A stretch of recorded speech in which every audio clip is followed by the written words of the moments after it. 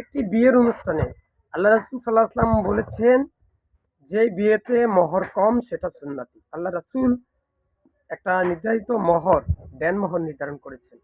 আজকে আমরা ১,১০,০০০ বা লগে ৳১ যোগ করি, ৫,০০,০০০ ৳২৫.৪২। এটা ইসলামী শরিয়াতে এভাবে নির্দিষ্ট পয়সা যোগ করতে হবে, ১ যোগ করতে হবে, বেজোড় সংখ্যা যোগ করতে হবে। এগুলো ইসলামে স্পষ্টভাবে কোথায়ও হাদিস, কোরআনের কোথায়ও এভাবে নিয়মকানুন নাই। তাহলে আমরা এগুলা যদি গর্হিতভাবে বানাই তাহলে এগুলা কি বেদাত হয়ে যায় না?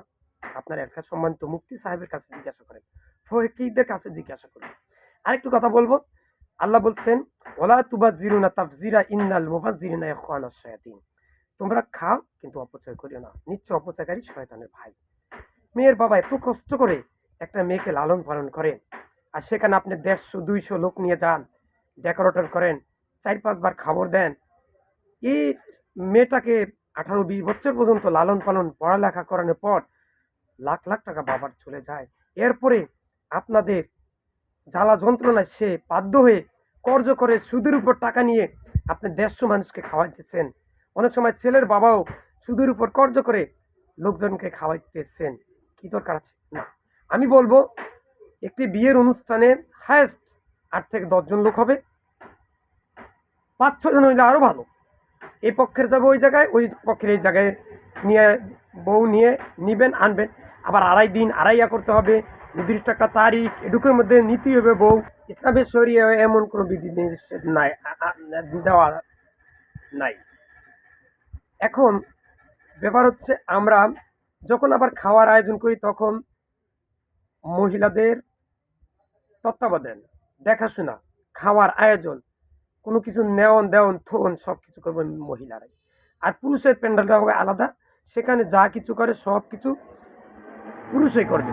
খাওয়া দাওয়া, পোলাও কুমড়া অথবা যা হয়, ডাল ভাত যা হোক নিয়ে নিবে পুরুষরা, পুরুষদের খেদমত করবে, পুরুষদের ওখানে খাওয়ার আয়োজনের ডেকোরেটের যেমনি যা হোক সব কিছু করবে পুরুষই, আর ও জায়গা করবে মহিলা। এখন পরিস্থিতিটা কি হয়ে যাচ্ছে?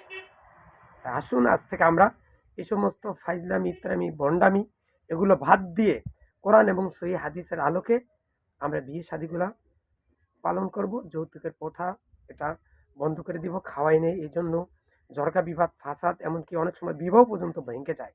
এই সমস্ত কাজ করবেন না। হাতে কাজ, মুখে সুবহানাল্লাহ, আলহামদুলিল্লাহ, আল্লাহু আকবার এগুলো পড়বেন, ৫ ওয়াক্ত নামাজ পড়বেন, নিজে পড়বেন, অপর ভাইকে নামাজ পড়ার জন্য অবশ্যই বলতে হবে।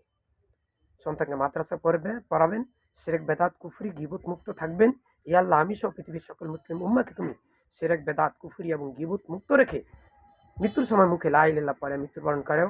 ভাই, আমার আরও হাজার হাজার ভিডিও আছে, আপনারা আমার চ্যানেলে গিয়ে তারপরে আমার ভিডিওগুলো দেখুন। ইউটিউবে আছে, ফেসবুক আছে, টুইটার আছে, ইনস্টাগ্রাম আছে, হোয়াটসঅ্যাপ আছে, লিঙ্কডইন আছে, টিকটক আছে। সেখানে গিয়ে তোফায়েল আহমেদ বা তোফায়েল ভোলা লেখেন, বা কোরআনের তেলাওয়াত শুনুন, দেখুন, পড়ুন, এভাবে লেখেন, তাও আপনারা যে কোনো জায়গায় গিয়ে লিখবেন এভাবে আমার ভিডিওগুলো চলে আসবে, অথবা কোরআন তেলাওয়াত বাই তোফায়েল আহমেদ ভোলা, এটা লিখবেন, তাহলে আমার তেলাওয়াতগুলো চলে আসবে। এটা ইংলিশে লিখতে হবে। ভিডিওটা সবার মাঝখানে এখনই শেয়ার করবেন। আসসালামু আলাইকুম।